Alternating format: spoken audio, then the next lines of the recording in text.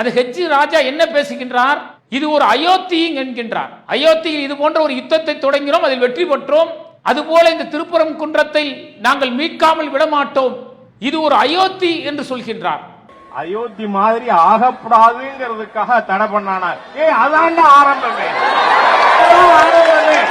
அயோத்தி இங்கு முருகப்பெருமானுடைய முதல் படை வீட்டிலே துவங்குகிறது. இருக்கின்ற ஹிந்து விரோத தாலிபான் அரசாங்கம் முடிவுக்கு கொண்டு வரப்படும். இவர்களுடைய உண்மை முகத்தை தெரிந்து கொண்டிருக்கிறார்கள். அந்த ஊர் மக்கள் சொல்லக்கூடிய கருத்துக்கள் எல்லாம் பாருங்களேன், எப்படி சொல்றாங்க? நாங்க ஒற்றுமையா இருக்கிறோம், எங்கள்கிட்ட கருத்து வேறுபாடு கிடையாது. ஒற்றுமையா தான் இருக்கும். அவர் மாமா தான் சொல்லுவாங்க, மாப்பிள்ளையும் சொல்லுவாங்க. குருவனை வந்து நீ எடுத்து வர முடியாது. அவன் செட்டியா சிக்கன் தர சொல்லிட்டா அவன் செட்டியா. நீங்க தர்காக்கெல்லாம் போயிருக்கீங்களா? போயிருக்கேன் சாமி. போய் ஆதாரமெல்லாம் வாங்கி சாப்பிட்டுருக்கோம். அஸ்ஸலாமு அலைக்கும் வரஹ்மத்துல்லாஹி வபரகாத்துஹு. அன்பிற்கினிய சகோதர சகோதரிகளே, ஓரிரு நாட்களாக தமிழகம் எங்கும் பேசக்கூடிய ஒரு செய்தியாக திருப்பரங்குன்றம் பிரச்சனை ஏற்பட்டிருக்கிறது. அங்கு இருக்கக்கூடிய சுல்தான் சிக்கந்தர் தர்கா ஆடு கோழி பலியிடக்கூடிய அந்த நிகழ்வுகளை செய்யக்கூடாது என சொல்லி ஒரு கூட்டத்தினர் இன்றைக்கு வீதியில் இறங்கி போராடி இருக்கக்கூடிய செய்தி பரவலாக பேசப்பட்டு கொண்டிருக்கிறது. இப்படிப்பட்ட தருணத்தில் தமிழகத்தில் மிக முக்கிய இஸ்லாமிய இயக்கமாக இருக்கக்கூடிய தமிழ்நாடு தௌஹீத் ஜமாத் இது குறித்து என்ன சொல்ல போகிறது என்கின்ற பரவலான கேள்வி மக்களிடத்தில் ஏற்பட்டிருக்கிறது.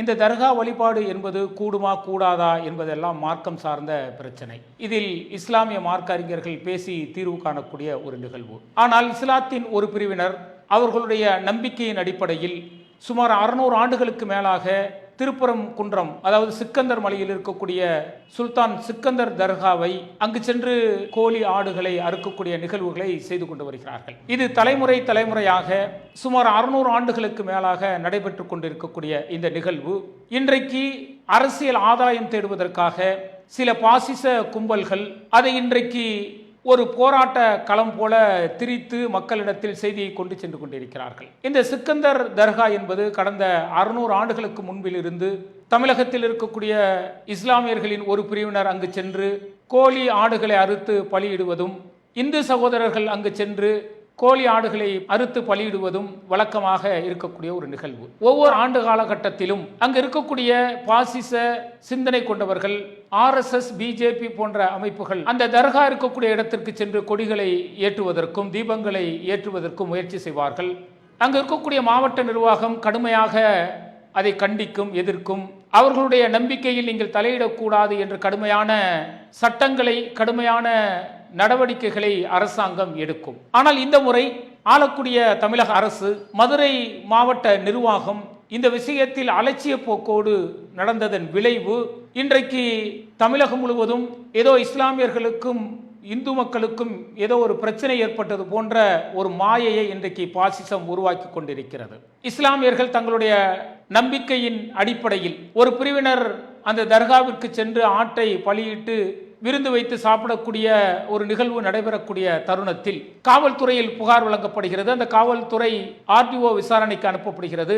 அந்த RDO அதிகாரி, இது காலமாக தொன்றுட்டு நடக்கக்கூடிய ஒரு நிகழ்வு, இதை தடுப்பதற்கு உங்களுக்கு அதிகாரம் இல்லை என இந்த BJP RSS காரர்களுக்கு சொல்லி இருந்தார் என்று சொன்னால் இது வழக்கம் போல எப்போதும் போல கடந்து சென்று இருக்கும். ஆனால் திட்டமிட்டு இதன் மூலம் அரசியல் ஆதாயம் தேட வேண்டும் என்பதற்காக வரக்கூடிய 2026 சட்டமன்ற தேர்தலில் திருப்பரங்குன்றம் மற்றும் திருமங்கலம் தொகுதியில் BJP நின்று அதிக வாக்குகளை பெறுவதற்கு இஸ்லாமியர்கள் இந்து மக்களிடத்தில் ஒரு ஒற்றுமையின்மையை உருவாக்கினால் அதன் மூலம் வாக்குகளை பெற முடியும் என்கின்ற அந்த தீய எண்ணத்தோடு BJP பல்வேறு பகுதிகளில் செய்யக்கூடிய அந்த குரூர புத்தியோடு இந்த முறை அதை அணுகியிருக்கிறது. அதிகாரத்தில் இருக்கக்கூடிய அந்த RDO அவர்கள் அன்றைக்கு இதை கடுமையாக கண்டித்து குழப்பம் விளைவிக்கக்கூடியவர்களை, அந்த பிரச்சனைக்கு காரணமாக இருக்கக்கூடியவர்களை அகற்றி இருந்தால் இன்றைக்கு இது ஒரு பேசும் பொருளாக மாறியிருக்காது.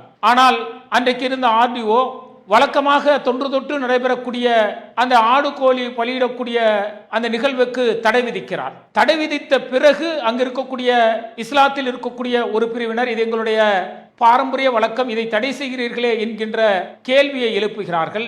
அந்த கேள்வியை தொடர்ந்து RSS BJP காரர்களும் இஸ்லாமியர்களுக்கு எதிராக களம் காண தொடங்குகிறார்கள். இந்த பிரச்சனை பெரிதாகும் பொழுது அங்கு வழக்கமாக நடைபெறக்கூடிய அந்த நிகழ்விற்கு ஆர்டிஓ தடை விதிக்கிறார். அது என்ன என விசாரிப்பதற்காக வக்ஃப் போர்டு தலைவராக இருக்கக்கூடிய நவாஸ்கனி அங்கு சென்று அது என்ன பிரச்சனை என விசாரிக்கின்றார். அவர் அசைவ உணவை சாப்பிட்டார், எங்களுடைய கோயிலின் புனிதம் கெட்டுவிட்டது என்று சொல்லி மக்களிடத்தில் ஒரு தவறான செய்தியை பரப்பி அதன் மூலம் அரசியல் ஆதாயம் தேடுவதற்கு ஆர்எஸ்எஸும் பிஜேபியும் இந்து முன்னணியும் முயற்சி செய்கிறார்கள். நாடாளுமன்ற எம்பியாக இருக்கக்கூடிய நவாஸ்கனி சொல்கின்றார், நான் அந்த இடத்தில் அசைவ உணவு சாப்பிட்டேன் என நிரூபித்தீர்கள் என்று சொன்னால் என்னுடைய நாடாளுமன்ற உறுப்பினர் பதவியை நான் ராஜினாமா செய்கிறேன் என பகிரங்கமாக அறிவித்தும் கூட இந்த பாசிச கும்பல் அரசியல் ஆதாயம் தேட வேண்டும் என நினைக்கக்கூடிய கும்பல் மக்களிடத்தில் ஒரு தவறான செய்தியை பரப்புகிறார்கள். இந்த செய்தி பெரிதாகும் பொழுது தமிழக அரசு 144 ஊரடங்கு நடைமுறையை அங்கு கொண்டு வருகிறார்கள்.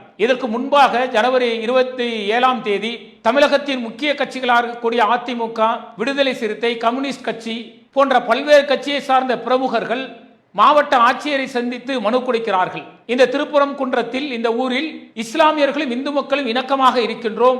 இங்கு இருக்கக்கூடிய சிக்கந்தர் தர்காவிற்கு இஸ்லாமியர்கள் ஆண்டாண்டுகளாக ஆடுகளையும் கோழிகளையும் பலியிடுவது வழக்கம். எங்கள் இந்து சகோதரர்களும் அங்கு சென்று அது போன்ற நிகழ்வுகளை செய்வது உண்டு. ஆனால் இன்றைக்கு நாங்கள் ஒற்றுமையாக இருக்கக்கூடிய இடத்தில் வெளியூரிலிருந்து வந்து இங்கு குழப்பம் செய்ய வேண்டும், ஆதாயம் தேட வேண்டும் என நினைக்கக்கூடிய ஒரு கும்பல் இதன் மூலம் அரசியல் ஆதாயம் தேடுவதற்கு மக்களிடத்தில் ஒரு பிரச்சனை உண்டாக்குகிறார்கள். இதற்கு மாவட்ட நிர்வாகம் நல்லதொரு முடிவை எடுக்க வேண்டும் என்று அனைத்து எதிர்க்கட்சிகளும் ஒன்றிணைந்து மாவட்ட ஆட்சியரிடத்தில் மனுவை கொடுத்து வருகிறார்கள். தொன்று தொட்டு நடக்கக்கூடிய ஒரு நிகழ்விற்கு ஆர்டிஓ அவர்கள் அன்றைக்கு தடை விதிக்கிறார்.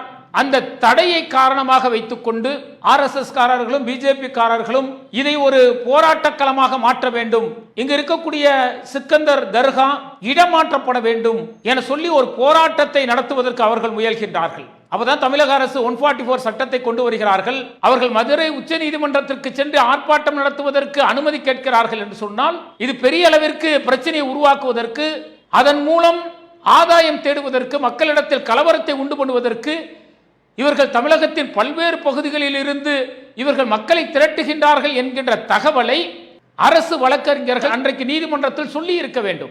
ஆனால் என்ன காரணத்திற்காகவோ வழக்கறிஞர்கள் தங்களுடைய வாதத்தை அழுத்தமாக சொல்லாமல் இந்த போராட்டம் நடத்துவதற்கு அவர்கள் எதிர்ப்பு தெரிவிக்காமல் இவர்கள் அந்த அழுத்தமான வாதத்தை வைக்காததன் காரணமாக நீதிமன்றம் அந்த கண்டன ஆர்ப்பாட்டத்தை நடத்துவதற்கு அனுமதி கொடுக்கிறது. அதில் வியப்பு என்னவென்று சொன்னால், அந்த நீதியை விசாரிக்கக்கூடிய நீதிபதி அவர்கள் அந்த சிக்கந்தர் மலையில் ஆடு கோழிகளை அறுப்பதற்கு ஏன் அனுமதித்தீர்கள் என்ற கேள்வியை அவர் எழுப்புகிறார். இது வியப்பாக இருக்கிறது. ஒரு 500-600 ஆண்டுகளாக இஸ்லாமியரில் ஒரு பிரிவினர் இதை தொன்று தொட்டு செய்து கொண்டு வருகிறார்கள். இவர்களை செய்வதற்கு நீங்கள் ஏன் அனுமதித்தீர்கள் என்கின்ற இவர் கேள்வியை எழுப்புகிறார் என்று சொன்னால் நீதிபதி அவர்களை இந்த கேள்வியை எழுப்புவது வியப்பாக இருக்கிறது.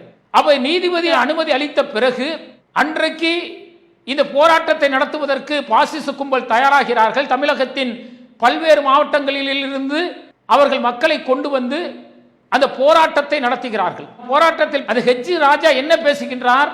இது ஒரு அயோத்தி என்கின்றார். அயோத்தியில் இது போன்ற ஒரு யுத்தத்தை தொடங்கினோம், அதில் வெற்றி பெற்றோம். அதுபோல இந்த திருப்புரம் குன்றத்தை நாங்கள் மீட்காமல் விடமாட்டோம், இது ஒரு அயோத்தி என்று சொல்கின்றார். அயோத்தி மாதிரி ஆகப்படாதுங்கிறதுக்காக தடை பண்ணானா? அதாண்ட ஆரம்பமே. அயோத்தி இங்கு முருகப்பெருமானுடைய முதல் படை வீட்டிலே துவங்குகிறது. இருக்கின்ற ஹிந்து விரோத தாலிபான் அரசாங்கம் முடிவுக்கு கொண்டு வரப்படும். அப்ப இவர்களுடைய நோக்கம் என்ன? இந்த மலையை இஸ்லாமியர்கள் கைப்பற்றி விட்டார்கள் என்று ஒரு பொய்யான தகவலை சொல்கிறார் என்று சொன்னால் மக்களிடத்தில் ஒரு குழப்பத்தை ஏற்படுத்தி அதன் மூலம் அரசியல் ஆதாயம் தேடுவதற்கு இவர்கள் முயற்சிக்கின்றார்கள். இவர்கள் பல்வேறு காலகட்டங்களில் இந்து இஸ்லாமியர்களிடத்தில் இருக்கக்கூடிய ஒற்றுமையை குலைத்து அதன் மூலம் அரசியல் ஆதாயம் தேடுவதற்கு பல்வேறு முயற்சிகளை எடுத்தார்கள். ஆனால் தமிழகத்தில் இஸ்லாமியர்களும் இந்து சகோதரர்களும் ஒருவரை ஒருவர் புரிந்து கொண்டு இந்த பாசிச கும்பலின் அந்த கொடிய அந்த வலையை தெரிந்து கொண்டு அவர்களுடைய சூழ்ச்சியை புரிந்து கொண்டு அதில் மாட்டாமல் அவர்களை புறக்கணிக்கக்கூடிய நிகழ்வுகளை தொடர்ச்சியாக செய்து கொண்டிருக்கிறார்கள். அப்படிப்பட்ட தருணத்தில் எப்படியாவது ஆதாயம் தேடிவிட முடியாதா?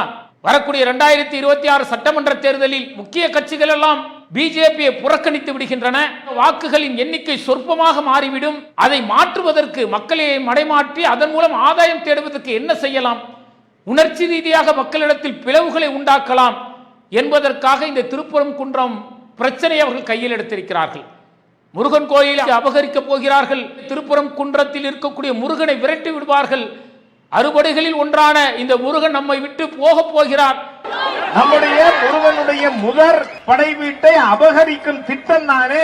இந்துக்கள் நாம் இப்பொழுது வாழாவிருந்தால் நம் தமிழ் கடவுள் முருகனையும் தரித்திரனாக்கி விடுவார். முதல் படை வீட்டை கூறு போடுறதுக்கா யாருக்கு உரிமை இருக்கு என்று ஒரு தவறான செய்தியை மக்களிடத்தில் பதிவு செய்து இன்றைக்கு இவர்கள் இது போன்ற நிகழ்வுகளை ஏற்படுத்துகிறார்கள் என்று சொன்னால் இவர்களிடத்தில் எந்த அளவிற்கு எச்சரிக்கையாக இருக்க வேண்டும் என்பதை நாம் சொல்லி தெரிய வேண்டிய விஷயம் அல்ல.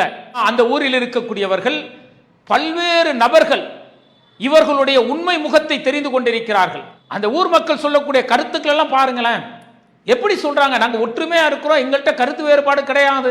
இதுக்கு முன்னாடி இந்த மாதிரி சண்டை எல்லாம் வந்திருக்கா? நல்ல வரைக்கும் வந்தது இல்ல, தள்ளின்னு யாரும் சொன்னது இல்ல. ஆமா, அவர் மாமா தான் சொல்லுவாங்க, நம்மள அவன் மாப்பிள்ளையும் சொல்லுவான். முருகனை வந்து நீ எடுத்து வர முடியாது, தொட்டாட்டா அவன் செட்டியா, சிக்கன் தர தொட்டாட்டா அவன் செட்டியா. நீங்க தர்காக்கெல்லாம் போயிருக்கீங்களா? போயிருக்கேன் சாமி, போய் ஆதாரமெல்லாம் வாங்கி சாப்பிட்டுருக்கோம். ஏன் இப்ப இந்த இப்படி பிரச்சனை? மோடி ஆட்சி வந்து அவங்களோட தூண்டுதல் தர்காக்கு போயிருக்கீங்களா? போய் அங்க போய் கடையே வெட்டிங்க, கறி கடை வச்சிருக்கீங்க. இல்ல நீங்க எப்படி இருக்கீங்க? ஒற்றுமையா? நாங்க ஒற்றுமையா தான் இருக்கோம், எங்களுக்கு ஒன்றும் பிரச்சனை இல்ல. இந்து முஸ்லீம் ரெண்டு வந்து அடிச்சுக்கிறாங்களே. முஸ்லீம் தான், நாங்க இந்து தான். எங்க வீட்டு சகோதரம் பள்ளிவாசல் சகோதரம் ஒரே சகோதரம். ஆனா எங்கிருந்தோ வந்தவர்கள் எங்களுடைய ஒற்றுமையை குலைக்கக்கூடிய, எங்களுடைய இணக்கத்தை சீர்குலைக்கக்கூடிய நிகழ்வுகளை செய்கிறார்கள். அவர்களை அடித்து விரட்ட வேண்டும் என்ற அந்த மக்கள் சொல்லக்கூடிய செய்திகளை பாருங்க. அப்ப இவர்களுடைய நோக்கத்தை மக்கள் புரிந்து கொண்டிருக்கிறார்கள். இவர்கள் ஏதோ இதன் மூலம் பெரிய அரசியல் ஆதாயம் தேடி மக்களிடத்தில் ஒரு குழப்பத்தை உண்டாக்கி அதன் மூலம் கட்சியை வளர்த்து விடலாம், வாக்குகளை பெற்று விடலாம் என நினைக்கின்றார்கள். ஆனால் இங்கு இருக்கக்கூடிய இந்து சகோதரர்களும் இஸ்லாமிய சகோதரர்களும் மிக தெளிவாக இருக்கிறார்கள். நீ அயோத்தி போல ஒரு பிரச்சனை உருவாக்கி இதன் மூலம் நீ அரசியல் ஆதாயம் தேடி தமிழகத்தில் பிஜேபியை வளர்த்து விடலாம் என நினைத்துக் கொண்டிருக்கின்றாய். ஆனால் இங்கு இருக்கக்கூடிய இந்து சகோதரர்களும் இஸ்லாமியர்களும் தெல்ல தெளிவாக இருக்கிறார்கள். உன்னை ஓட ஓட விரட்ட வேண்டும் என்பதை சட்டமன்ற தேர்தல் மூலம் நிரூபிப்பார்கள் என்பது மட்டும் நிதர்சனமான உண்மை. அவன் எந்த அளவிற்கு மக்களிடத்தில் பிளவுகளை உண்டாக்குகின்றாய். உண்மையான ஆன்மீக அக்கறை உனக்கு இருந்திருந்தால் இப்ப டங்ஷன் திட்டம் கொண்டு வந்தார்களே, அந்த திட்டம் கொண்டு வரும் பொழுது என்னென்ன பாதிப்புகள் ஏற்படும், இந்து ஆலயங்கள் இடிக்கப்படும் என்ற நிலை இருந்தது. அதை நீதான் இன்றைக்கு ஆளக்கூடிய பிஜேபி அரசாங்கம் தான் அந்த திட்டத்தை கொண்டு வந்தது. மக்களுடைய எழுச்சி மிக்க போராட்டம், இந்த ஒட்டுமொத்த மக்களும் வீதியில் இறங்கி போராடியதன் விளைவாக அந்த திட்டத்தை நீ பின்வாங்க வேண்டிய, கைவிட வேண்டிய நிலைக்கு தள்ளப்பட்டாய்.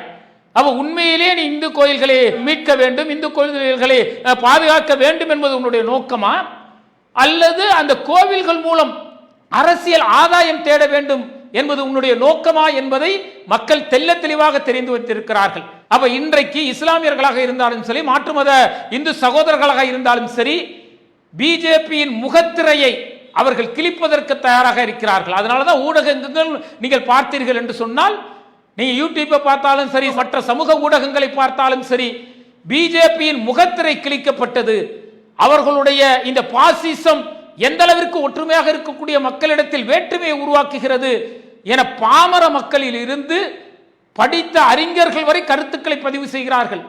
பெரிய பெரிய அரசியல் வல்லுநர்கள், பெரிய பெரிய அதிகாரிகள், பல்வேறு சமூக தொண்டு ஆர்வலர்கள் எல்லோரும் கண்டிக்கிறார்கள்.